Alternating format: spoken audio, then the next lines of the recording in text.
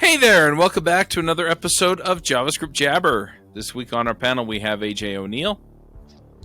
Yo, yo, yo, coming at you live from a sunny place in Utah. But cold. It is sunny. It's cold. Oh, cold. Steve Edwards. Hello from a sunny and cold place in Oregon. Dan Shappir. Hi from a warmish and sunny Tel Aviv. I'm Charles Max Wood from Top End Devs, and this week we're going to be talking about hydration. So, take your HTML, just add water, right? Exactly. Yeah, because that's what HTML always needed. Water. Lots and lots of water. Hydration. All right, now before you ruin your computer. HTML needs. Yeah. It's got electrolytes. Yeah. Sure. So, Dan, you're the one that proposed this topic and have been looking into it. Do you want to just kind of give us a rundown about hydration? Because I think we all have in our heads kind of a mental picture of it, the JavaScript loads and it does magic and stuff works. Yeah, more or less. I mean, that's what JavaScript is, magic. This is an interesting topic and one that's near and dear to my heart because of the performance implications that it has. And as you guys all know, I'm all about web performance. This is actually a topic of a talk that I'm proposing to various conferences. So it's something that I've researched both as part of my day job and also for the purpose of a conference talk. And it's also something that's really kind of in the headlines because all of a sudden we've got a lot of frameworks coming out, like they're coming out of the woodwork literally. And it seems that one of the main motivations for all of these frameworks coming into existence and the differences between them have to do with this whole thing, this whole concept of hydration. So I think it makes sense to kind of start by talking about what hydration actually is and why it even exists. And by the way, this is not the first time we're covering this topic. We've discussed it in the past with Mishko Havery when he came over to talk about Quick. We also touched on it when we spoke with Fred about Astro. And also I talked about it in the past, like a couple of years ago in an episode on SSR. So it does tend to come up, which again is just an indication of how important and central this issue is. But again, from speaking with a lot of developers, I think that many of them don't fully understand what this is, despite all of this coverage. So what is hydration? Hydration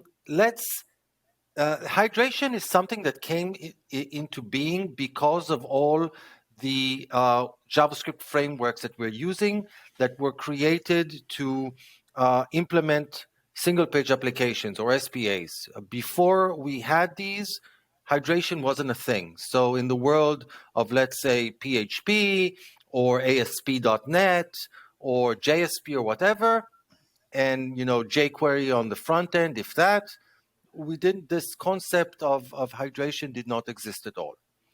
But then, along came Angular and all the rest, and we suddenly switched over to using these JavaScript frameworks to render our front ends and do it as a single page application. And initially, it was mostly done with client-side rendering, which means that the HTML that you got from the server was effectively an empty page. It was an empty body that all it did was initiate the download of some JavaScript files. When these JavaScript files arrived at the client, they would perform various AJAX requests in order to get the relevant data. And then they would construct the HTML totally on the client side. As I said, it's what's called CSR or client-side rendering. And it kind of worked, but it had several issues. One issue is that it wasn't always great for SEO. Initially, search engines had a really significant problem dealing with that. then they kind of became more sophisticated. For example, Google uses an evergreen Chromium-based engine inside of it. And as a result, it can actually deal quite well with these client-side rendered pages. But that's not, and by the way, we spoke about this at length when we had Martin Splitt. Martin Splitt, yeah. Exactly. Martin Splitt from Google. We had him on this double episode where we talked at length about this. And I remember I specifically asked him about this because it was of interest. Yeah, exactly. Because it's something that a lot of JavaScript developers or web developers have misconceptions about, that they think that search engines can't really handle client-side rendering. Well, at least Google can. Maybe some of the other search engines can't. But, Google is usually the most important one, at least for now, until ChatGPT maybe replaces it or something like that. But for now, it's still the top dog. But it's still, as Martin explained to us, it can still be beneficial if you had some content and links in the HTML itself. So, because, for example, it enables the search engine to find stuff faster. It doesn't need to run the JavaScript on the client side just so that it could know about the other pages in your website, for example. And again, some other search engines have problems dealing with it. So that's one problem. But the bigger problem is performance, because basically, if you have content in the HTML, the content is rendered upfront. You have an image tag in the HTML. As soon as that portion of the HTML arrives, it doesn't even need to wait for the entire page. It immediately can start downloading the image and then display that image as soon as that image finishes downloading. On the other hand, if you use client-side rendering, you need to download the entire HTML, download the JavaScript, parse the JavaScript, run the JavaScript, do the AJAX, parse the data, and then build the DOM structure for the HTML, and only then would the image even start to download. So obviously, the initial loading time of client-side rendered applications was much, much worse than if you delivered content in the HTML upfront.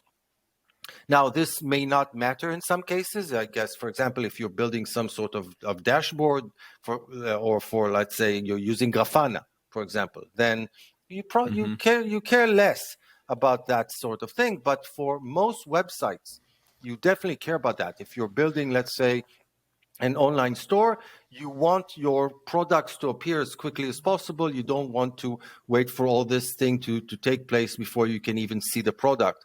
And moreover, if your JavaScript breaks or fails for some reason, then with client-side rendering, you literally see nothing. You're stuck with that blank, empty page, which is obviously not a great user experience. So I would offer a litmus test for this, which is people click to get to that resource from other pages or from search. And it isn't a resource that people are in for hours at a time. So basically, it's not a web app. It is a web site or a web page or something that has content that is predominantly static, and the dynamic parts, like the price goes on sale or a new comment is added to the page, are not that they're not important, but they're not the bulk of the content. They are trivial by comparison in terms of the value or the cost of getting them versus the cost of rendering them. I tend to agree, although the term static might be misconstrued, because, for example, it might be a news website and your news updates every minute or but it's still something that you get to from search, and you still want to have fast load time. So but I do totally agree with your presentation. You're presenting it as more of a web page or website than a web app. In any event, the first framework that kind of proposed a solution for this problem. So, one option would have been to just give up on JavaScript frameworks, but JavaScript developers didn't want to do that. So the first JavaScript framework that came up with a solution for this problem was React. And the solution that React came up with was server-side rendering, which basically means that you can run the same React code on the server side and the client side. And in fact, you run it first on the server side, where instead of constructing a DOM, it constructs effectively an HTML string and then sends that string down as the response to the initial request. So basically, you kind of get theoretically the best of both worlds. The initial display is done on the server side, and you might even cache it or do something known as static site generation, which means that you might even run that React code at build time rather than at runtime, and then have that HTML ready from the get-go for all the visitors. But at the end of the day, you still have all that React code also on the client side, because you've not switched back to using multi-page applications. You're still using it as a single page application, which means that the navigation to the second page and the third page within that website happen client side rather than server side. So the display of the first page is done on the server side, either at runtime or at build time, but then all subsequent navigations happen on the client side, assuming everything worked properly. But that raises an interesting situation or question, because, okay, I can run the React code, which generates a VDOM. We discussed this at length in those episodes about how React works. And I can take that VDOM, and instead of using that VDOM to update the actual DOM, I can serialize that VDOM into an HTML string and send it over the wire. And then I've got the HTML representation of the initial view of that website or that web page. But it's like just the HTML. There's no logic associated with it. There's no interactivity associated with it beside the interactivity that's kind of built into the HTML. So links will work. Form submit button that has the appropriate action in the HTML would work. But if there's like a menu, that menu won't work, because the JavaScript that operates the menu, it's not there. So effectively what I've got is like a picture of the site almost, or the page, rather than the actual functioning page. In order to have the page actually work, I need to have all the framework and application code set up on the client side as if it was rendered on the client side rather than on the server side. So far, so good? And that's what Quick is purporting to do, is that they set up the event handler. They have a global event handler that has some sort of data in the DOM associated with it, that when everything can be rendered, but then they kind of simplify the state management, and that they don't have to fetch the stuff that the event is tied to and all the state that might be related to that until the event actually bubbles up. Yes, but again, you're kind of jumping the gun. But you're definitely correct. We're jumping the gun because when I'm going to talk about the various ways in which modern frameworks strive to deal or overcome or circumvent hydration. And what you described, or what Quick uses, which is called resumability, is a way to kind of replace hydration with something else, which is supposedly better. And we'll get to that a little bit later on. But the way that React dealt with it is completely not that way. What React did or does is basically say the following.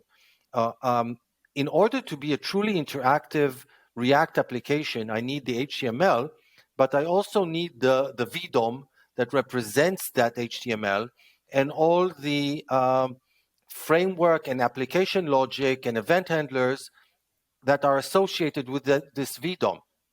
Now, I created all this stuff on the server, but then I basically just, serialized the data into the HTML and threw all this data away. So I don't have all this application state that I need. So the way that I'm going to get it is basically by recreating it. So I'm going to rerun all the code that I ran on the server, either at runtime or at build time, doesn't really matter, but I'm going to run it at runtime on the client side in order to recreate the exact same state that I had on the server. And then when I recreated that state, I can match it up with the HTML that I have, and I'm good to go. And this is called hydration or rehydration, because I'm like taking this freeze-dried thing, this HTML, which was kind of, like I said, a picture of a page, and I'm giving it interactivity or functionality by filling in all these data structures in memory that are associated with it from within or from behind. Now, in order to be able to do that, I need to have, for example, all the data that was used. So, for example, if I'm displaying some data from a database on the server side, I did a database query, I got all this data. I also now need all this data on the client side in order to reproduce the exact same UI that I already have. So there are two ways really in which I can go about it. One way, which is not popular, and I'm not aware of any framework doing it, but it's still doable, is effectively I can make all these queries again. I can do AJAX calls from the client side, get this data again from the database. The problem with that is that I kind of have to wait for this round trip. Also, maybe the data in the database was slightly updated, so maybe the data that I'll get is slightly different, and then I'll get a divergence. I'll get a situation in which I'm trying to hydrate, but with slightly different data, and I can run into all sorts of problems. So a more popular approach is to basically take all this data that I need and embed it within the HTML, let's say as JSON data. And indeed, if you look at, let's say, pages built using Next.js, I assume the same is true for Nuxt, Steve, correct me if I'm wrong, and you do a view source, you will see this kind of data duplication, that the same data is effectively presented both in the HTML itself and again in some sort of JSON string embedded within that HTML. And on the client side, what they do is they take the data directly out of that HTML and then use it as an input for that same React code to regenerate the exact same VDOM. But doing it this way, at least I know that I'm using the exact same data and I don't need to download it again. I get it directly out of the HTML. The cost, of course, is that the size of my HTML is effectively kind of doubled because I have the data in that HTML twice. Another problem, of course, is that the hydration doesn't take place until I actually download the JavaScript. And I literally need to download all the JavaScript because I'm running everything again. So let's say I use Moment.js in order to do some sort of date calculations or whatever. I need to download Moment.js down to the client. Everything that I ran on the server, I need to run on the client as well. So I effectively need to download everything, rerun everything, and that is obviously a performance problem. It's potentially even more of a performance problem because most frameworks, at least the way that they used to work, is that they did this reconstruction, this hydration process as in one go or in one shot. So they basically called a hydrate function, which ran and ran and ran, and until it finished, it basically blocked the main thread. Because as we all know, JavaScript runs on the main thread, and while JavaScript is running, the main thread is blocked and will not respond to user interactions. So let's think about what the user experience actually turns out to be in this sort of a scenario. The user sees the user interface really quickly. And then obviously the user tries to interact with it. Now, if the connection is quick and the network and the device is quick enough, and the user maybe thinks a little bit about what they want to do because they've never been at this page before, so it takes them a while to figure out what's what and where they want to click, then hopefully by the time that they actually click on something, this whole process of hydration will have finished and everything will be great. But suppose that's not the case. Suppose either the network is kind of slow, or it's a ton of JavaScript, which is often the case, and the device is kind of slow because it's a mobile device, so it takes a while to run all this JavaScript, or the user is maybe familiar with this website. They've been here before, and so they know where they want to click, so they try to click it. And then there's a problem. And that problem is somewhere between a performance problem and a usability problem. And it's really kind of interesting to think about how it impacts performance in the way that we, currently mostly measure it, which is using Core Web Vitals. Because unfortunately, the fact that it can result in a really bad user experience is not always reflected in the Core Web Vitals score. But before I go into that, are there any thoughts or comments about what I've said so far?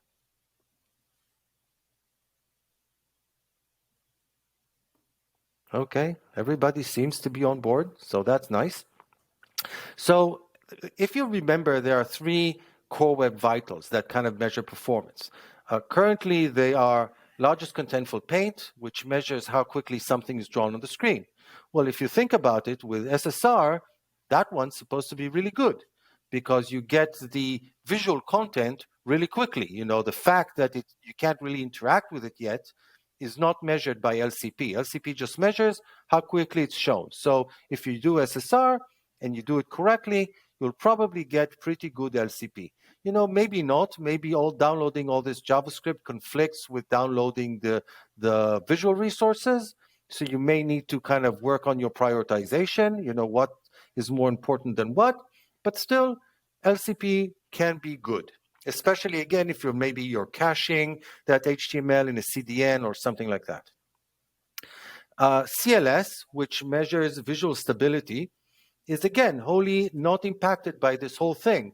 You might have good CLS, you might have bad CLS, but that has more generally to do with how you arrange your fonts and style sheets and whatnot. It doesn't really usually have to do so much with the JavaScript. The one that we expect to be impacted is the third one, which measures interactivity, and currently that measurement is called first input delay, or FID, and it measures the time from the first interaction, just the first interaction, until the browser is able to process that interaction. So from when you, let's say, clicked on a button until when the browser is able to execute the on-click handler for that button. That's what is measured by FID. And it needs to be shorter than 50 milliseconds. Now, that one you expect to be impacted, and often it is, but the problem with this measurement is that it's kind of broken. It's a bad metric. It's not, Google came up with Core Web Vitals. They came up with 2 good metrics and with 1 metric that is unfortunately not that good, which is why they're actually looking to replace this one. We actually talked about this with the Google performance team. If you remember, they were on our show, and they talked about how they hopefully intend to replace FID with INP, or interaction to next paint. But let's start with, first of all, why FID doesn't necessarily measure this so well. First of all, if in fact you do click on the button while the hydration is running, then indeed you'll probably get a poor FID. Because if, let's say, the hydration takes 300 milliseconds and a good FID is under 50 milliseconds, then obviously 300 is more than 50 and you'll get a bad score on that metric. But what happens if you actually click that button before the JavaScript even finishes downloading, before the hydration even starts executing. You just have a button that's not connected to anything. Do you know how quickly a button that does nothing reacts to a click? Really, It's really very quickly. fast. Really Yeah. fast, because it literally does nothing. You can click this button for, as many times as you want, nothing will happen. So in fact, the site might be even slower because you've got so much JavaScript that it's taking a long time to download, and the user is getting really frustrated because they're clicking stuff all over your website and nothing happens, but you're getting excellent FID metrics. So that's kind of the problem with that. And that's what I'm hoping INP will resolve, because INP has two main differences. First of all, it doesn't just measure the first interaction, it measures every interaction on the page. That's the input. It kind of looks at the slowest one, but it basically picks the slowest one out of all the interactions. So assuming you've got a long hydration time, there's a good probability that the user will try to interact with the page during the hydration, even if it's not the first interaction.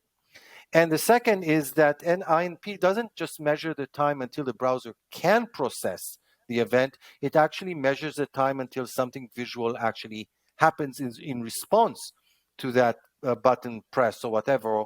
So if nothing happens, then it doesn't really count as an interaction. So hopefully, when Google moves over from FID to INP, the performance metrics scores for websites that use frameworks will reflect that by getting a lot worse, which is kind of sad because they're already pretty bad. So yeah, another talk that I give is one where I compare the performance scores of various frameworks. And I tend to show that, like, the good Core Web Vitals scores for website, the probability that you get good Core Web Vitals if you build your website, let's say using React or Vue, is something like 30-something%.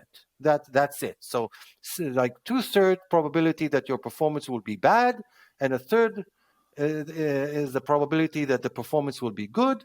And once Google switches over from FID to INP, it will drop substantially. So instead of, 30%, will be 20-something%, maybe even less. Time will tell. But yeah.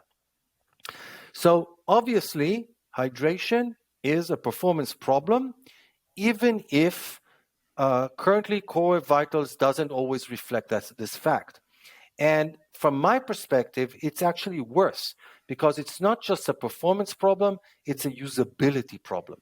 Because if you navigate into a website and the website loads immediately and it's there, and you try to interact with it, you click the purchase button because you really like the picture of that product, and nothing happens, I'm betting that you won't enjoy your experience, and there's a good probability that you'll go somewhere else and take your business along with you, because you'll consider it to be a broken website, not just a slow website, but a broken website.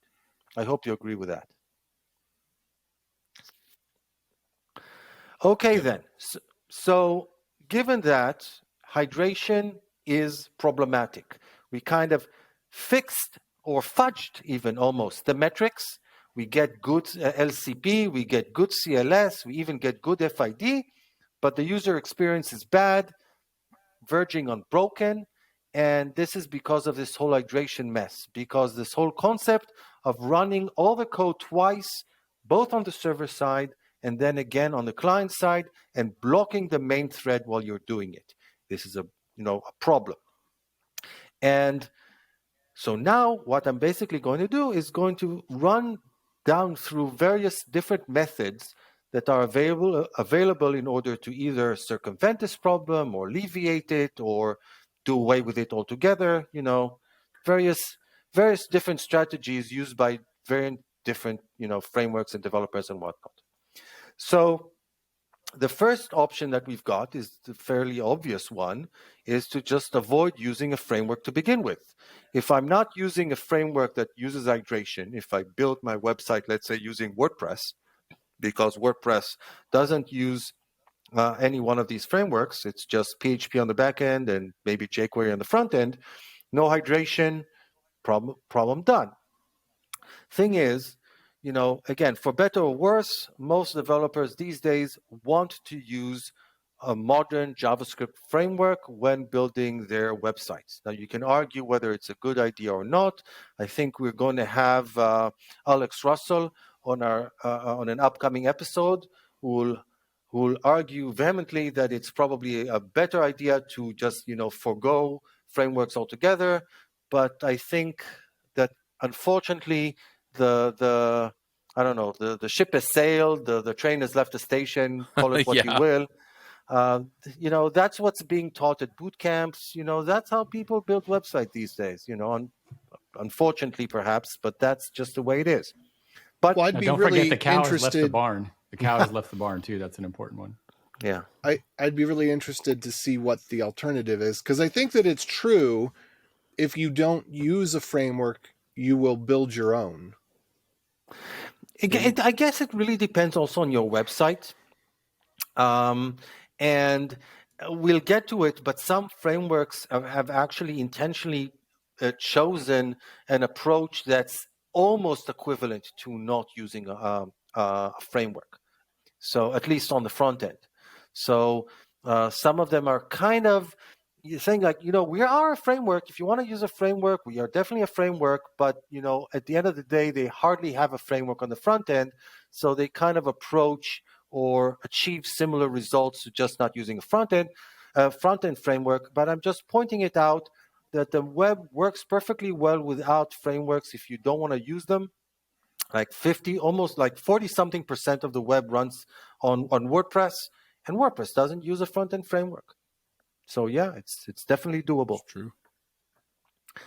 Okay, so that would be option number one. WordPress is also riddled with bugs, security vulnerabilities. I don't. Have you ever met a WordPress developer that said, "Man, you know what? Developing WordPress is just a great experience. I love it."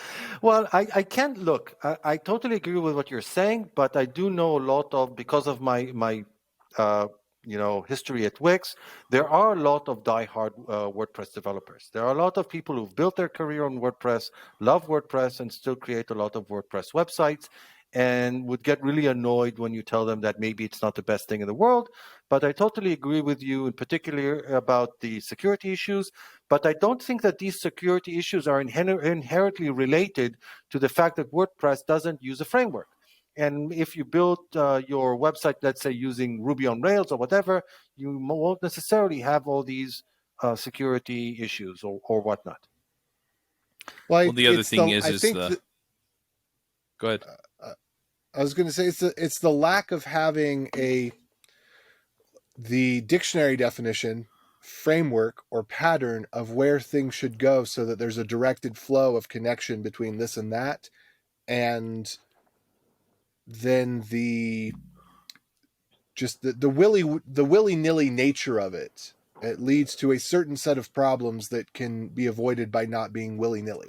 I totally agree. I think that if you're building a sufficiently sophisticated website and you're not using a framework, you'll end up creating your own framework, which is in fact kind of happened to eBay when they created the Marco framework. That's essentially what happens. If you look at some of the bigger players, they've effectively created either their own framework or their own meta framework. For example, Wix, where I used to work, are using React, so they are using a framework, but they're not using Next.js or some other meta framework. Instead, Wix has built their own. So, well, I don't think that's some. I think that's 100%.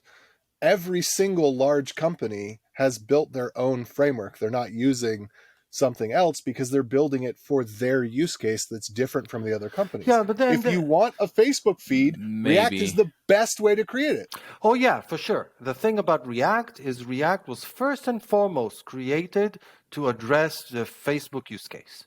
And it's being enhanced and maintained on that basis as well. which is maybe not something that all React developers like to hear, but I totally agree with you on that. Anyway, so we covered this option. Let's move on to the second one. The second one is also fairly obvious, and say, maybe I'm going to say hydration is a fact of life. That's the way that these kind of frameworks have to work.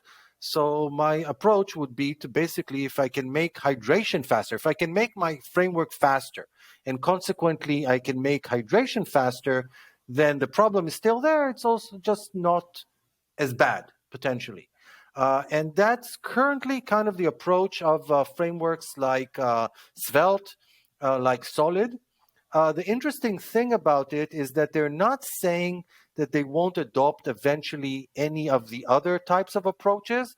They're taking more of a wait and see kind of attitude. They're saying, for us, the problem is not as severe. Maybe because we use a compiler as part of our build process, so we generate smaller, more efficient code, so the code downloads faster and executes faster, so the problem is not as severe. We look at how the other players work on solving this problem. If it turns out that one of them finds a winner, then we'll potentially adopt that strategy as well. But for now, we can make do just fine by just working faster. And that's also a reasonable approach. And like I said, that's kind of the approach taken by frameworks that use compilers like Svelte and Solid. One thing to notice, though, with some of these frameworks is sometimes there's like a tipping point that while your application is small enough, it kind of works. But then when your application or web application becomes sufficiently large and sophisticated, the cost it increases like linearly. So once you go beyond a certain point, it becomes too high, the same situation that you have with the more, let's say, mainstream frameworks. But still, especially if your website is smaller and lighter, then perhaps by using one of these frameworks, then practically hydration won't be a problem for you. So that's the second approach. The third approach is something that's, again, a lot of frameworks are kind of looking to embrace, but I think that Remix was the one that really brought it to the forefront, and that's progressive enhancement. Basically, they're saying the following thing. If, let's say, I have a link in my page. Now, after hydration, if a user clicks that link, I want to do a client-side navigation. I want to intercept that click, bring the data using an AJAX call, fetch, and then do the rendering client-side. But a link is a link. If that link is rendered as a proper HTML link, then it should work as a proper HTML link even before hydration takes place. So again, going back to that scenario where the user is so quick that they actually click the button, that link, even before the JavaScript finishes downloading, that link will work. It will result in an actual page navigation. So it won't be, it will work like a multi-page application instead of a single page application, but it'll still work. So the whole idea of a progressive enhancement is basically saying if the user tries to interact with the page before hydration, then I will fall back to and use the built-in web functionality of a submit button or a link or whatnot. And I actually heard an interesting talk given by Noam Rosenthal, who was also a guest on our show, explaining how you can use various DOM functionality and simple JavaScript and CSS to kind of create fallbacks for a lot of the sophisticated functionality that you would then get after hydration. But that brings up an interesting point, which is if I can achieve the appropriate behavior and functionality without hydration, without the framework, then why do I need the framework? I mean, if the page works just fine before the JavaScript finishes downloading, then why am I even downloading the JavaScript? And you know, and to an extent, Remix kind of embraced that. Remix literally say that you can configure your when you're building a website with Remix, you can either configure it to download the JavaScript or configure it to not download the JavaScript, and it can work either way. It will work, as a single page application if you do download the JavaScript, and it will work as a multi-page application if you decide not to. But they can both work. But that kind of pulls us back to that original idea of not using a framework at all. Basically, I'm just using a framework on the back end, using React on the back end instead of PHP or Rails. It's not really being used as a front-end framework in a lot of ways, if you understand what I'm trying to say. Mm-hmm. But, it can work. Again, you're kind of potentially constrained in the sophistication of the interactions that you achieve. Another problem is that, let's say I am using progressive enhancement, but I click after the hydration process starts. And again, if the hydration process runs for half a second, then again, the UI won't react to my interaction for that half a second. It will react once that hydration process is done, but it'll be just really janky in that regard. So just progressive enhancement, assuming you do download the actual JavaScript and perform the hydration, does not overcome that problem of hydration blocking the main thread for potentially extensive periods of time. But again, it's an approach.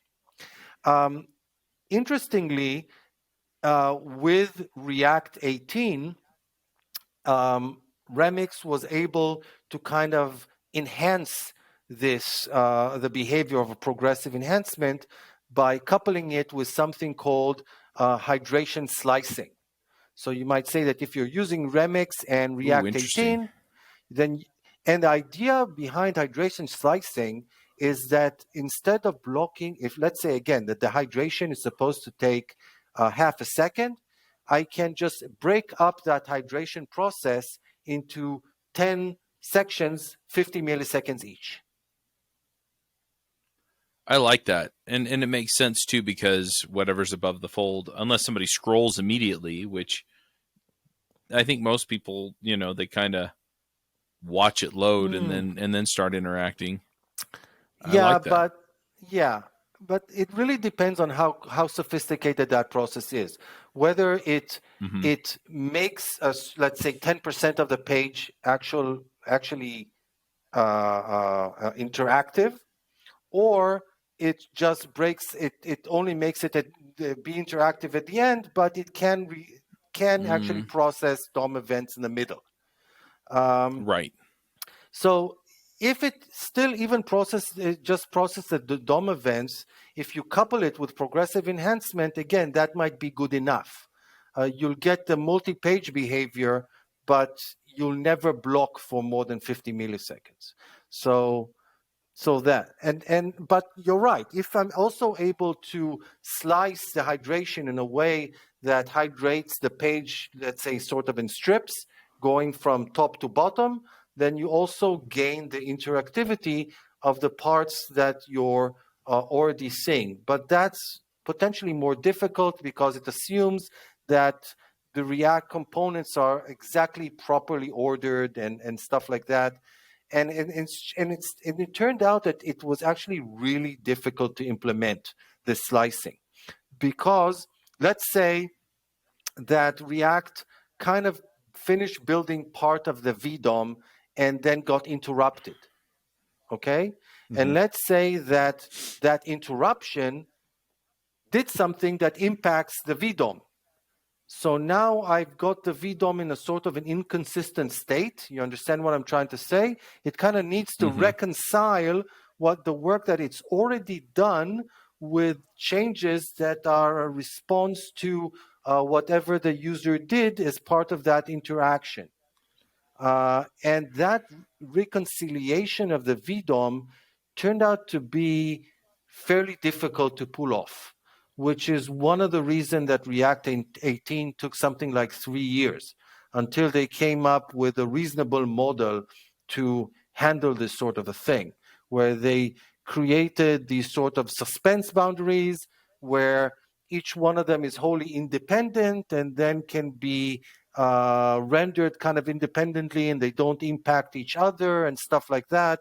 But it makes the whole model of the VDOM much, much more difficult.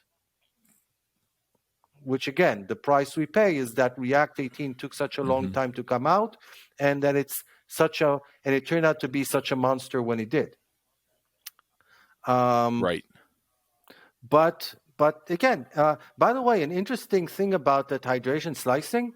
So one way you can slice is basically just have like a timer. Try to slice every 50 milliseconds, which can be kind of difficult if you're deep inside some sort of recursive function and you want to bail out. It can be fairly challenging. Interestingly, Chromium browsers have this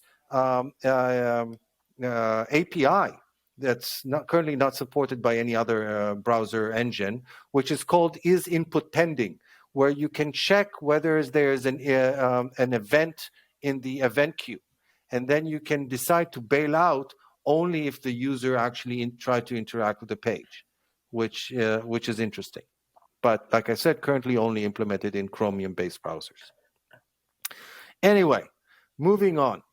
The next interesting approach that we see is called islands of hydration, which I think is a term that was coined by Jason Miller, who created Preact, although I've also heard that he might have taken it from someone else.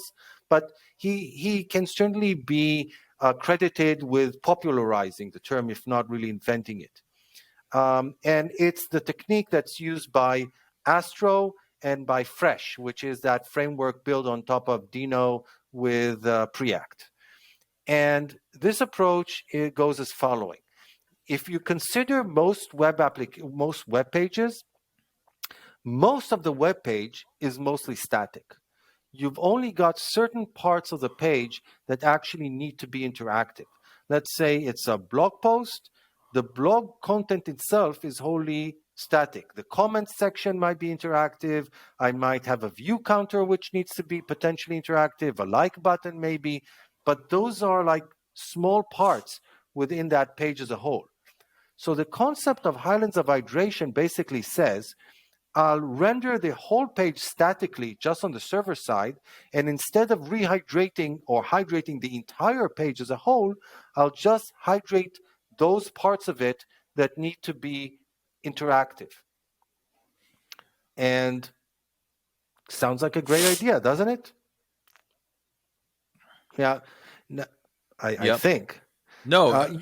Well, yeah, I mean, it sounds harder to implement, but yeah. Well, the way that's Astro for you. Yeah, Astro kind of does it. Astro does it kind of generically for essentially any framework that you choose to use. Basically, you just say... You got to have adapters for it. I mean, it's not just plug and play. You got to have something written for it, but yeah. Basically, you're assuming you've got an adapter. So let's say you're using React, for which an adapter exists. You just drop a React component into that Astro page, and just that React component will hydrate. Or you can drop multiple React components, and each one of them will hydrate separately from each one of the others. So the Astro page as a whole doesn't need hydration, but each one of those React components that is embedded with it will first render on the server by Astro, and then will be hydrated on the client side again by Astro. But just these particular components. And they could be much, much smaller than what you would need for the page as a whole. What are the problems with this approach? Problem number one, it can be challenging to share data between these components. If these components each talk directly to the backend, then it's great. But if you want to have like a global page state that they all listen to, it's kind of challenging because they all run totally independently of one another. They don't know about the existence of each other. You can do all sorts of things with the window object, put data stores directly on the window, but then you get into all sorts of synchronization issues. basically, that's one problem of how to share data between all these components without having to go back to the server, let's say. Well, you can also, I mean, you can plug and play your own state management stuff too. I mean, they say in the docs, if you want to use Vuex, or Pinia or something like that, at least from the Vue side, you can. Oh, you can. I'm just saying it's more complicated. It's not something you get out of the box when you're using something like Next.js. Now, again, usually you don't care in an Astro type environment because, again, if I'm going back to my blog example, the comments section doesn't care about the like button, and the like button doesn't care about the view count. So each one of them works effectively independently, and they don't really need to share client-side state. But again, you can if you want to, but it's on you, as it were. Another issue with islands of hydration is that they effectively require the page to be a multi-page application. You don't get single-page application behavior. You don't get client-side routing if you're using islands of hydration, because each one of these components is a small component within the page. The page itself, the routing code, is never downloaded. The whole idea of islands of hydration is that you never download the code required to generate a page as a whole. That just exists on the server side. So if you look at Astro or you look at Fresh, they use multi-page. They work as multi-page applications. Now, it can be totally fine. Astro, for example, explicitly positions themselves as being primarily for content type websites. And again, and also if we look at some of the new innovations coming out of the Chrome team, so to enable like transitions between pages in a multi-page application, maybe we'll get to a point where you don't really need single-page applications. But if you decide that you want to build your website or web app as a single-page application, then the islands of hydration approach isn't really appropriate for you. On the other hand, if you can build it as a multi-page application, then Astro is probably a great solution for you. We had Fred on our show. It's a great solution. It's gaining a lot of popularity, and justifiably so. And by the way, it's getting excellent core vitals. Yeah, I mean, part of this discussion, I think, is that, it's the right tool for the job. You can't, don't want to be that, everything's a nail and I've got a hammer, as I used to be, when I first got into web development work with, Drupal back in, early 2000s. Astro is great for specific use cases. There's some ways you can stretch it and there's some ways you can't. And if it doesn't work, then you find another tool. So, I can think of 3 different tool sets I use depending on what kind of application I'm using. Yeah, but to be honest, I think you might be more the exception than the rule. From what I see, most web developers like to pick their tool of choice and then try to stick with it. There are those web developers who like to jump around between the various different frameworks and tools and whatnot, and always try the latest and greatest.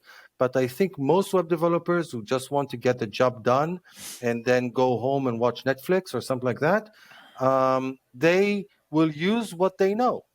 So if they know React and Next.js, they will use React and Next.js for everything, including situations in which, Astro would have been a much better choice. Correct? You're free to disagree with me, but that's what I'm saying. Yeah, some people will, some people won't. I've just always said the best tool, use the best tool for the job. And yeah. That way I think you should the most learn out of your tool. You should learn a minimum of set of tools. You should not learn every tool. The younger you are, the more sense it makes to cast your net widely. But as you move towards senior positions, you want your net to be more and more narrow so that you have specific knowledge in specific tools. And if you can hone in on which tools address, I kind of said this in that We Hate Perfect Things video. There's usually, in any system, there are 3 constraints, and you can make a trade-off where you capture any 2 of the constraints. So if you, inside of a system, you should be able to find 3 tools where each tool captures 2 of those sets of constraints. And the generic problem to this is I want it fast, cheap, and high quality. You can either have it fast and cheap, fast and high quality, or high quality and cheap, but you can't have all 3. Yeah, I totally agree. And again, the reality is that most people just want to get the job done. Also, most organizations like to, prefer betting on the sure thing.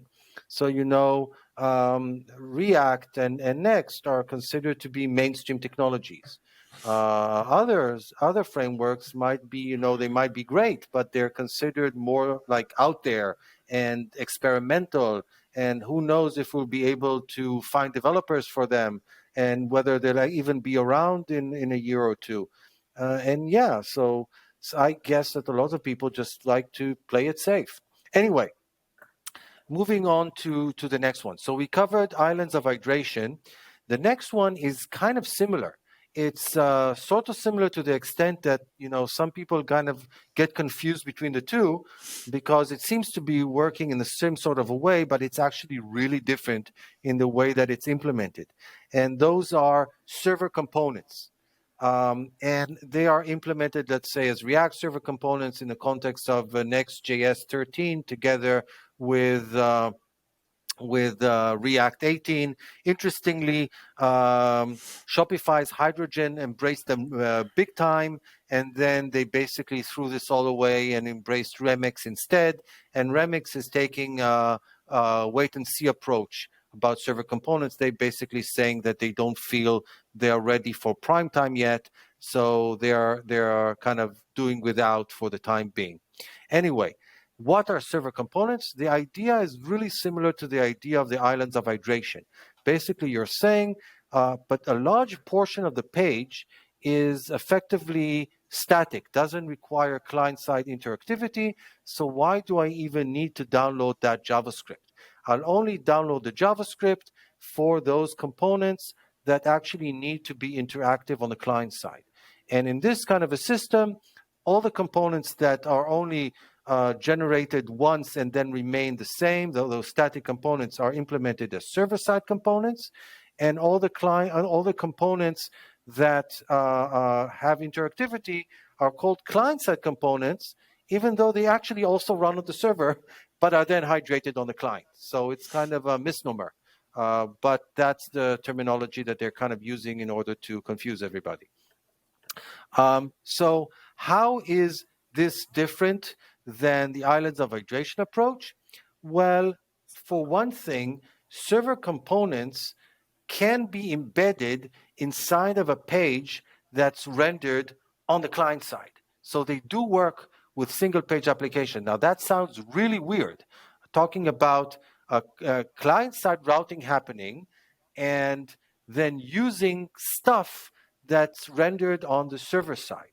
But if you think about it, basically you can make do like a call to the server and get the HTML of that component in an AJAX, for example, or maybe JSON that you then transform into HTML, and then just embed it in the relevant part of the page. It's kind of like doing an AJAX and then doing inner HTML equals whatever you get back. So you can actually get that working with single page application. And you can even embed client-side components within that server-side component. So React is really sophisticated about how it manages, it does lots and lots of magic and pulls lots of rabbits out of the hat in order to get this whole thing working. By the way, with React 18 and Next 13, all components are server components by default. So the default behavior is to be a server component. If you want client-side interactivity, if you want to have your own component state, because it only makes sense to have state if you're interactive, then you need to explicitly declare yourself as being a client-side component. You kind of need to put, how you put uStrict in We used to put use strict in order to signify JavaScript strict mode, which is kind of now the default for ESM modules. Well, with React 18, you actually need to put use client at the top of the file to signify that what you're building is a client-side component. Kind of funny what they're doing there. So one big difference is that server-side components can be part of a single-page application, unlike islands of hydration. Another thing is that they're actually leveraging HTML or HTTP streaming. The server components, unlike React client components, can be asynchronous. And the end result is that when the server starts executing the code, let's say you've got 3 components, each one making a request to some backend service. And one backend service is really fast, another kind is medium speed, and the third one is slow. You'll get the HTML response in kind of 3 chunks. One for the first component, then for the second component, and then for the third component.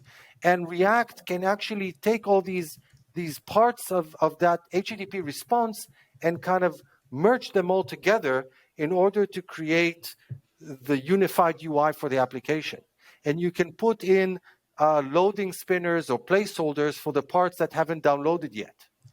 So your HTML kind of, instead of arriving as one block, is kind of streamed down to the client as soon as, you know, parts of it are finished and are ready to render on the client side.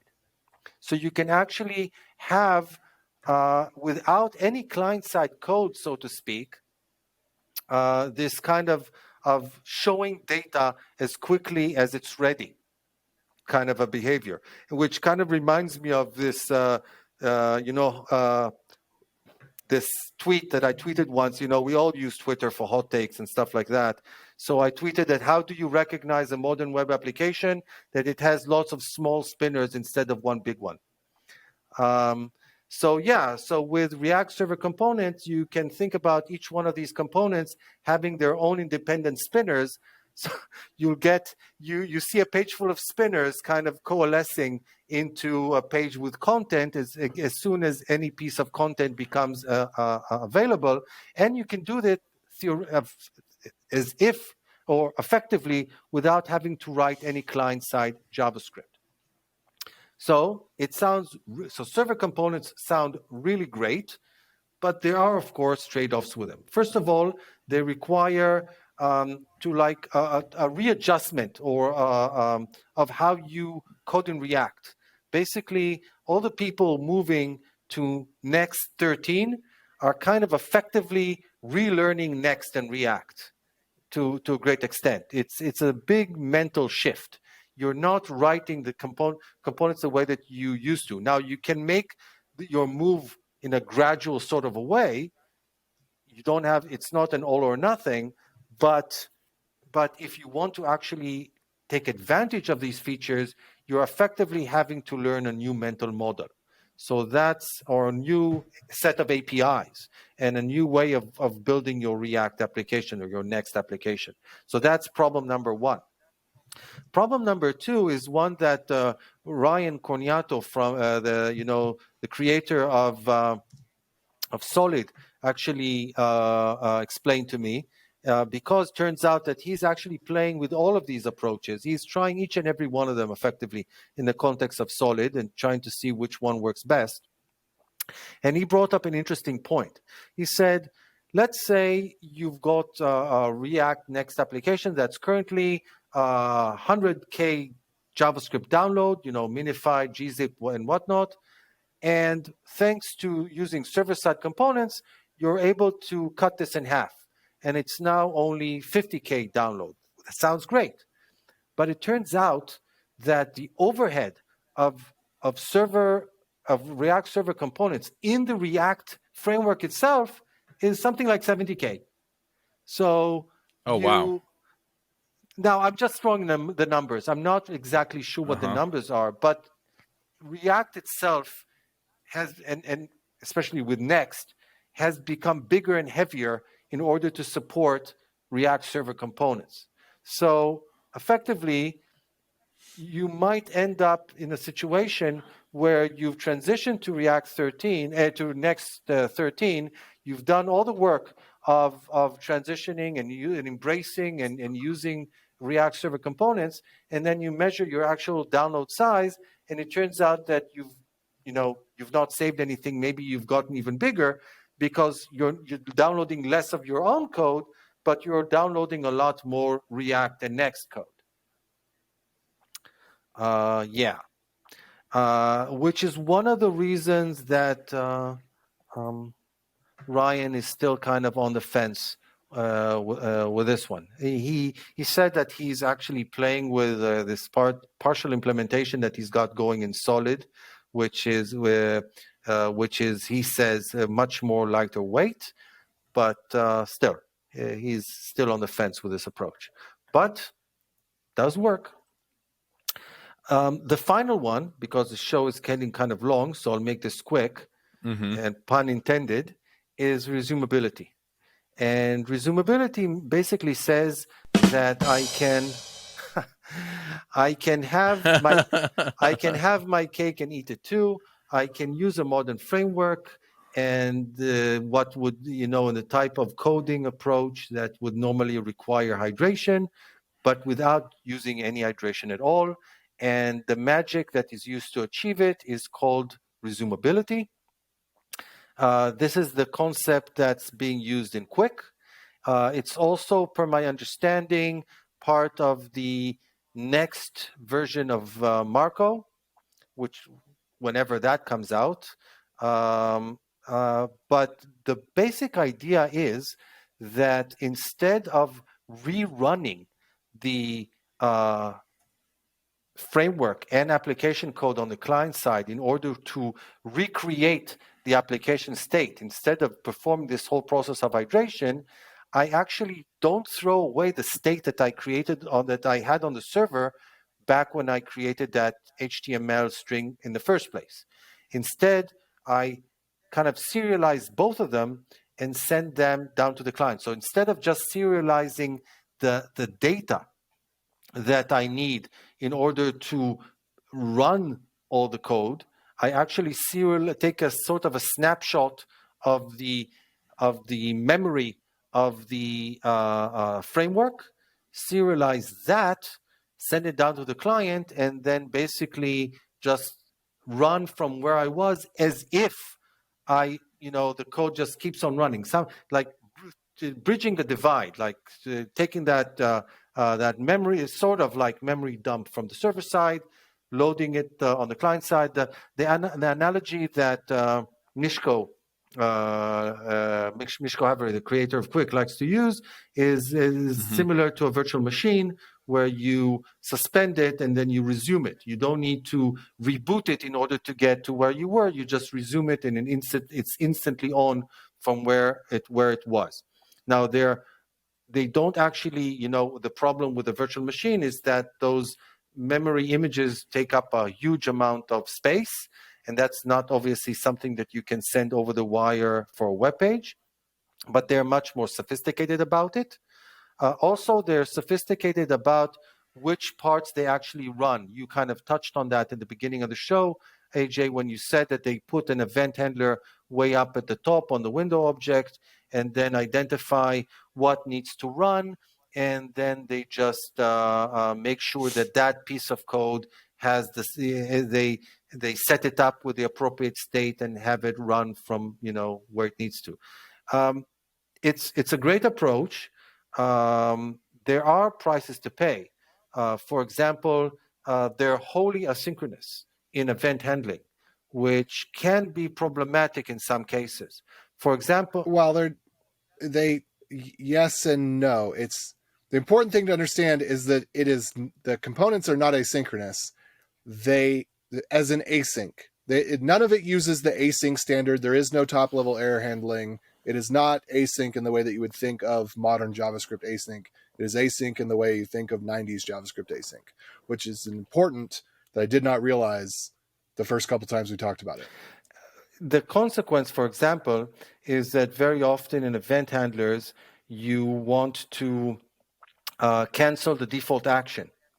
you can't do that the standard, and you do that in JavaScript by putting on the event object, there's this property like what's it called, prevent default, that you just set to be false.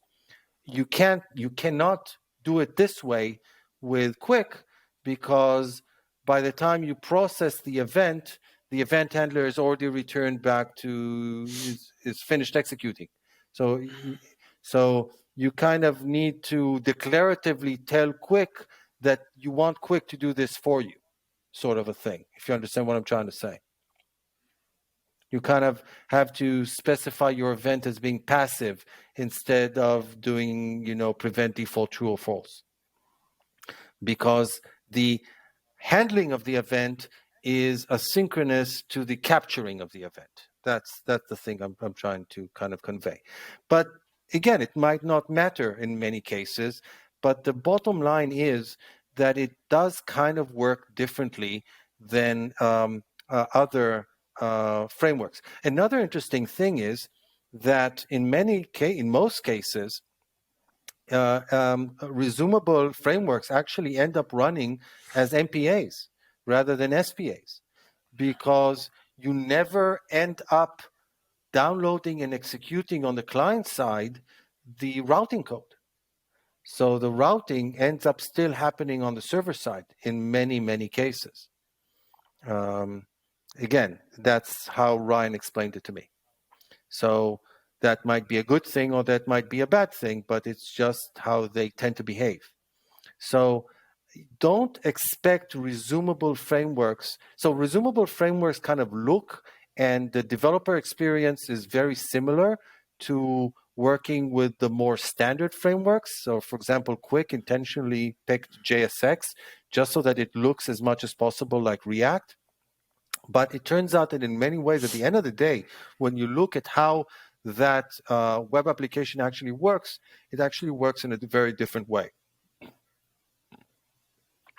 But the big benefit is that you do away with the cost of hydration, which means that you can get really great performance and user experience, because there's never this, the UI is never blocked on this lengthy hydration process. And if our listeners want to get more information about Quick and resumability, we had 2 great episodes with Mishko, because it was such a sophisticated concept to explain. We had to have him on to explain it twice.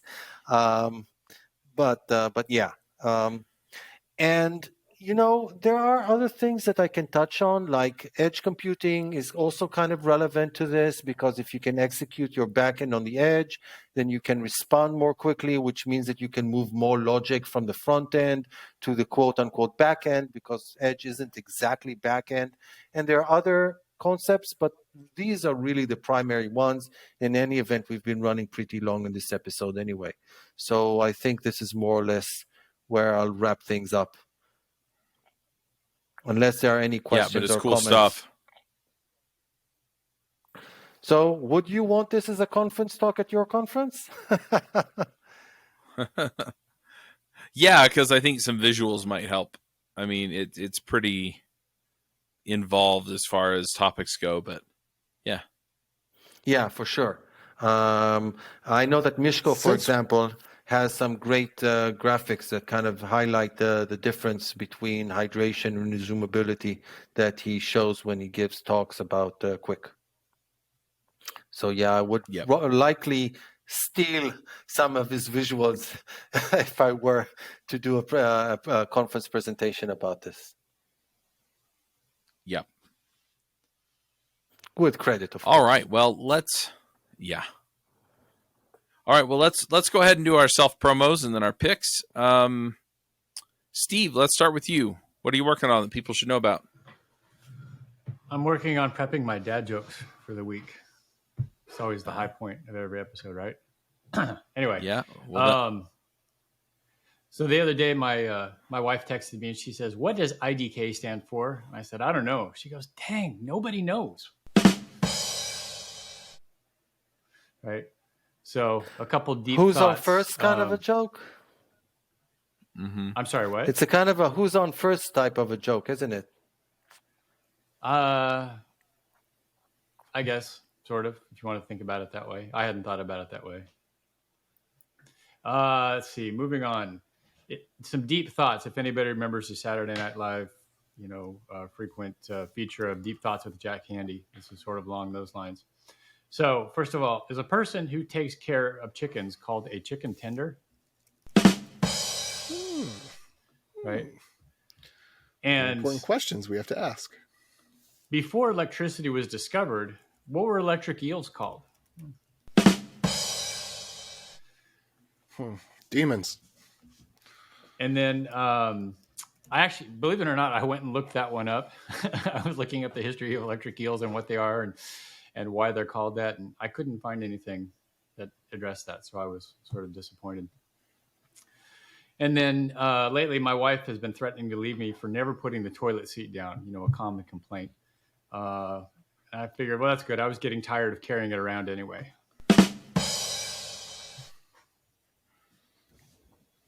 Anyway, those are my picks. All right. AJ, what are you working on that people should know about? Did I already mention the DuckDNS shell script before? I think you mentioned it last week. Well, I'll mention it again because once it's never enough. Yeah, once is never enough. I haven't done any more work on it, but it got one more star. It was trending so hard. It got 23 stars and then it just stopped. So I have to announce it on the show again, I guess. But yeah, if you're, there is literally in 2023, there is no reason that you should ever be using localhost as how you're doing development. You should never use that. There are so many problems with it in terms of you get differing security policies, you get differing differences in the way APIs are exposed. It is just such a bad practice. And with things like DuckDNS and Caddy, you get HTTPS on a real domain. That means you get separate cookies, you get separate local storage.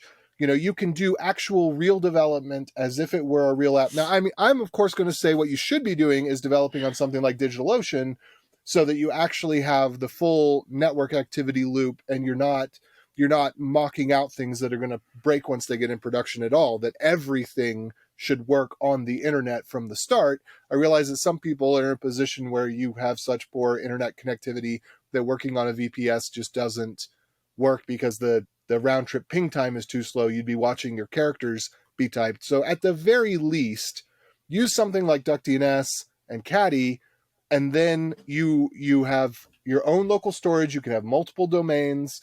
You can be able to check how your app interacts in an SSO, the single sign-on type of situation. You can check how it works doing API requests between it. You can have a separate API domain and a separate front-end domain. It opens up the whole actual real world of how web apps work to you when you're using a real domain on your local system. And since Caddy will issue both real SSL or TLS, pardon my French, TLS certificates through Let's Encrypt and Zero SSL and all of the others. And as well as it will also allow you to generate dummy domains as well. So even if you didn't want to use DuckDNS, you wanted to be completely DNS free and just do Etsy hosts, you can screw up your Etsy hosts and have example.dev and foo.example.dev and bar.example.dev and example.net and just totally muddle your Etsy.hosts, and Caddy will happily serve you fake certificates for those that all you have to do is click a button and then it will be accepted and your browser won't even give you a red lock because it'll put it in your system keychain for 24 hours or something like that. But anyway, the original thing was the DuckDNS. Also, right now I am streaming a series on shell scripting, and it is geared towards, well, the commentary is geared towards web developers. I'm going through two books. One is called The Linux Command Line, A Complete Introduction, second edition, and the other one is called Mastering Linux Shell Scripting. And so I'm just kind of going through these on stream. The last stream was 2 hours long. People ask questions. I go through the book and say, okay, well, this is important just generally. this is maybe outdated information or isn't the way that you would script in a way that would work in Docker or other deployment environments or whatever. And so my goal is just kind of to go through the book and do a pass at trying to kind of understand what the current education material is and where it's on point and where it's lacking, and the differences between an interactive shell and a scripting shell, because they're two completely different use cases, interactive versus scripting. And that is happening on the Cool AJ86 channels. I do plan at some point to take this experience, condense it down, and then produce videos on the Beyond Code channels as well. But the live streams are happening on the Cool AJ86 channels. Cool. How about you, Dan? What are you working on that people should know about? I don't know if people should know about this, but probably they have no reason to know about it. But what I'm mostly doing right now is trying to prepare my schedule for 2023, both for work and for conferences. So for work, most people perhaps plan their year in advance, but I happen to be touring Australia for all of December. So I'm now currently working with various other teams and project leads and whatnot at Next Insurance, trying to figure out where I'm going to focus on this year. So that's mostly what I'm doing at work. And I'm also submitting to various conferences. I've already got accepted to two. I'm going to be speaking at the IJS conference in London in April, and I'm going to be speaking at JS Nation in Amsterdam in June. And I've submitted to a couple of more, so hopefully I'll be speaking at other conferences as well. So if you're interested in me speaking at your conference, this is the time to reach out. For example, one of the talks that I might give is exactly what we covered in today's session, but again with slides and diagrams and whatnot that will make it potentially more understandable. So that's what I'm currently mostly involved with. Cool. All right. What I'm working on, I've kind of got a stealth mode project, but I'll go ahead and talk about what it is, and that way people can check it out. I've kind of had this in the works for a little while, and I'm almost ready to launch it. But effectively, it's a resource directory for JavaScript developers, and I'm going to open it up so people can submit their own resources, right? So whether it's videos, tutorials, podcast episodes, blog posts, YouTube videos. I'm also going to, I'm hoping to be able to pull in like an index from NPM or something. But what I want and what I've wanted for a while isn't just, to know what's out there, but I want to give people a chance to come in and like rank something 5 stars and, give me a review and let me know, hey, this really helped, or hey, I ran into these problems implementing whatever, or, just stuff like that, and just seeing if I can, figure out where a lot of this is coming from. The other thing is I'm hoping that it also gives us a better read on what's going on in the community, and who's getting attention and stuff like that, what kinds of things people are interested in or looking for, so that we can invite the people who are involved in that onto the show, or put together a newsletter and let people know, hey, these are the things that people are talking about, or these are the things we think will help you out, and just kind of provide that overall resource for people, so that at the end of the day you can go in and you can say, hey, these are all the JavaScript things. Now, I'm starting with JavaScript, and sometimes I worry that JavaScript is a little bit overbroad as a space to work something like this in. I am planning on releasing a directory for each of the other shows we have, right? So there will be a Ruby directory, there will be a React directory, there will be an Angular directory, there'll be a Vue directory. But right now I'm just trying to get the JavaScript one up and standing. And that's going to be at javascriptpicks.com. So if you're a listener to this show, it should be pretty easy, right? Because it gives you a chance to submit your picks.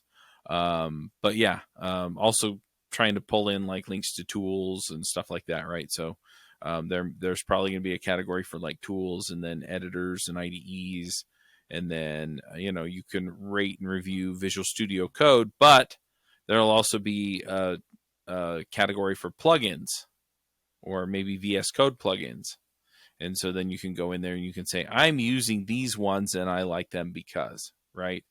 Because I get rundowns from people on the kind of stack of those they use, but I want to kind of see overall out there how that's going. Because sometimes the ones that get rated in the extensions listing in VS Code, for whatever reason, they just don't work for me. And so just being able to kind of go, hey, this is what's out there and what people are using, allow them to leave, commentary and reviews, kind of like an Amazon review, I guess. I think that would really help. And then we can give people a place where they can come for all of their JavaScript stuff. I want to learn more about this. I can find all of the podcast episodes, books, conference talks, the whole 9 yards about that topic. So anyway, so that's kind of the thing that I've been working on lately. And then I do also have a course coming out within the next couple of weeks about basically how to focus on and build your career, make yourself so you're more hireable, so that you're building a career that's fulfilling and that helps you make the kind of money and build the kind of lifestyle that you want. So if it's money, if it's I want more time with my family, if it's I want to travel, right? Just help you figure that out and figure out what the steps are to get where you want to go. I want to speak at conferences, another one that I hear a lot. So anyway, so that's what we're doing. All right, let's do picks. Dan, you want to start us off with the picks? I can try. So my first pick is going to be a talk, or a short video actually, given by I forget his last name, Theo. He calls himself Theo T3GG. He does a lot of streaming and stuff. He did a short bit. It's only like 3.5 minutes. That's basically titled in a clickbaity sort of a way, "Don't Learn TypeScript," where he basically says, you shouldn't learn TypeScript as TypeScript. What you should do instead is learn JavaScript while using TypeScript libraries and TypeScript bindings. So have your development environment be type aware for you while you're just learning JavaScript. It's a great video. I enjoyed it a lot. It kind of, it got me thinking about, because I've been thinking for a while about what people coming into our web development, which programming language they should be learning these days. And having watched that short video, I have to say that I very much am in agreement with it. So I would recommend that. If we're talking about YouTube, I'd also recommend, we mentioned him a couple of times during this show, Ryan Carniato. Turns out that he has like a weekly stream where he literally streams for something like 5 hours, and which sounds insane. I don't know how he does it, but his streams are just so interesting. When I did my research about frameworks and how they deal with hydration and stuff like that, one of my main resources was a video that he did titled JavaScript Frameworks in 2023, which is 5.5 hours. Obviously, I listened to it at high speed, but it's just great content, and I highly recommend his stuff. But like I said, be aware that you're in for a fairly lengthy dissertations, as it were. So that would be my second pick. And my third pick is, have you noticed that ChatGPT is not exactly free anymore? You've now got ChatGPT Pro, which is, for now at least, $42 a month. The free one still exists, but given that ChatGPT Pro gets preferential treatment, I wonder how available the free version will be. Let's put it this way. $42 a month to get bad code that doesn't run? Yeah, turns out that, we'll need to get back to writing our bad codes ourselves instead of getting the AI to write it for us. I mean, I don't know. Maybe it's worth it. I'll have to think about it because it has been nice to be able to find related search terms for things I'm not familiar with. But it's like I'd rather pay Brave Premium Search, I think. The problem with search is that at the end of the day, you get a page, which can be great, assuming you find a good page on the topic that you're interested in. Whereas ChatGPT kind of writes a short essay for you explaining the topic or whatever, which I guess a lot of people actually prefer. But whether or not they'll be willing to pay $42 for it is an interesting question. Well, I had somebody because I use ChatGPT on stream, or I have been quite a bit because it's the thing people are talking about, and it actually is useful. It actually is useful to get me in the ballpark of where I need to be. And there was something that I wasn't personally familiar with, and it was late at night, so I wasn't using my brain. And I was thinking, oh, okay, all right, so that's how it works. That makes sense. And it was something that was so common that I thought there's no way that ChatGPT could get it wrong, because it was just one of those common things that ChatGPT is usually pretty good at, not something that's new or novel or creative. And then somebody in the stream said, hey, that is completely incorrect in every possible way. It is literally just throwing related words at you. Don't listen. And I thought, oh, oops. Yeah, the problem with AI... Yeah. No, go for it, Chuck. I was just going to say I've talked to a lot of marketers that are using it to generate at least the beginnings of some of their copywriting. I mean, they don't use it just copy and paste, but a lot of times they use it as kind of a brainstorming tool or a way of, kind of collecting information into a semi-coherent way of putting things. And then from there, they can spin it into something that actually makes sense and will help people. So it's a shortcut for doing all the writing.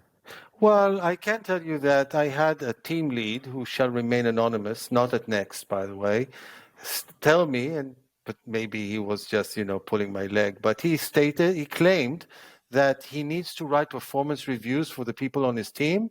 Then he has ChatGPT do it for him. Wow. Yeah. That's kind of amusing. Imagine having your yearly review written by AI. Yeah. Nice. It's just as relevant as having it written by a manager. Did I say that out loud? What I meant was exactly what I said. Anyway, it's an NPC. If you're gonna pay an NPC to write something for you, get the cheaper one. Yeah, and another one, by the way, told me that all his internal work emails are written by ChatGPT. Yeah, all that's right. That's for NPCs by NPCs. Yeah, it wouldn't be great anyway if everybody uses ChatGPT and it's just ChatGPT generating all the emails within the organization and reading all the emails. Right, within I reply the to you with ChatGPT. Yeah. Yeah. So yeah, are those all your picks? Because I do need to keep us moving. All right, AJ, what are your picks? Oh, that's a good question.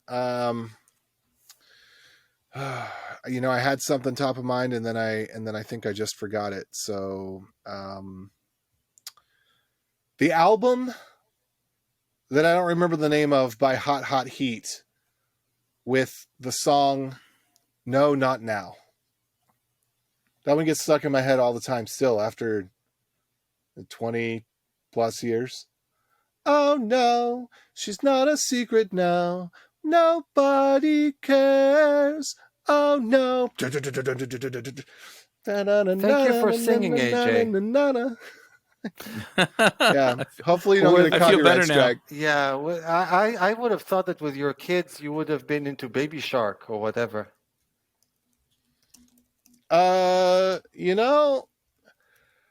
Let's see. Okay, let's talk about that then. Animal Crossing. I'll pick Animal Crossing because my daughter, she likes what she calls jumping Mario, because there's different Marios, but it's the it's the simplistic Mario, the Mario U Deluxe, Super Mario Bros. U Deluxe, which is essentially all you do is jump and side scroll. And I thought that was really good to get her started with because it helps you learn the controls of the buttons to be able to move left and right, to jump, to have some granular control so that you're not full hard right, full hard left, but that you kind of get some control. And it's very simplistic. But she likes it a little bit too much, and I don't think there's a lot of value in it. That it doesn't have there's nothing that's particularly artistic about it. There is a little bit of music, but it's just very, very it's what we might call a hyper casual game, right? And I'm not interested in having my children raised on hyper casual games because then they will have hyper casual minds. I want games that help to expand horizons, to be able to problem solve, to be able to be motivated to learn to read. So if she's playing a game and she wants to stop to ask one of us to read to her what a character is saying, that is a good sign for me. Being able to control multiple things at a time, to have to switch between things and kind of develop that mental model of multiple things go on in the world at once. So I want games that have that educational quality. And we got her Animal Crossing to play with Auntie, and Animal Crossing seems to have a nice blend of being a little bit more creative. She's learning to take things and put them together. It's got kind of that I forget what the mechanic is called, but the kind of apothecary mechanic where if you have a stick and you have this and you put them together, then you get a ladder, that kind of stuff. And so I'm so far I'm feeling pretty good about Animal Crossing, and it also has that social element of she can get online and play with Auntie, and so I think that's really good. And we were enjoying Yoshi's Crafted World. I think Yoshi's Crafted World is kind of a blend between the two. It's got the jumping and side scroller aspect, but it also has a little bit more of a reading aspect, and it's got a little bit more of a artistic style that I think is conducive to what I like, because all the elements in the game are origami or paper boxes with glue and glitter. They're all things that could be inspiring for what she might want to do during her craft time and stuff like that. So there, picked. Ka-chow. Cool. All right, I'm going to be really quick, but I'm going to pick a board game real quick. It is Harry Potter Death Eaters Rising. It came out like 3 years ago. It is kind of a hard game to win, I will just say. It has a board game weight of 2.31, so a little complicated, but casual gamers can play it. If you're a Harry Potter fan, it's kind of fun. But yeah, it takes a little bit of a learning curve to figure out how to win it. So I'm just going to let you know that. Basically, you put out cards. Voldemort attacks people in various locations in the game, which are also just put out by they're on cards, and he turns 3 different directions and attacks whoever's there, and then you have to take out the Death Eaters that are out there. If you take out you have to take out 11 Death Eaters or something, and then you can attack Voldemort. And you can also, as you're rolling the dice, you roll dice, and the dice have different faces on them. And if you get the right combination, then you can recruit some of the heroes from the game, some of the characters from the game into your hand, onto your team, and then you can use them to do the attacks when you roll the dice. So it's fun. I think it's easier with 2 players than with 4 players. It goes 2 to 4 players, but yeah, it's fun. So my wife got it for Christmas. Her sister had it before that. So anyway, I'm gonna pick that one and shout out to that one. I've also gotten into. I think we talked about it on Angular Adventures in Angular. We just did a show about Tailwind and our experience with it. I've been playing with it quite a bit since then, and I'm really liking it. So I'm just going to put that out there. I'm enjoying Tailwind. I think it's cool. It's pretty nice. The Rails Tailwind plugin is not working for me at the moment. I just jammed a file in because I bought a a template, but and so it doesn't have all of the Tailwind classes in it, right? Because they just kept the ones that they needed for theirs. But as I'm expanding into using more of Tailwind, I need some of the classes they didn't include, and I'm trying to figure out how to get them in. But that said, I like the style of it. It feels nice. I get the complaints that there are really, really, really long lists of classes that you put in there, but anyway, it's been pretty approachable. I'm just gonna say so. Yeah. So those are my picks, and I guess we'll wrap up here. And until next time, folks, Max out.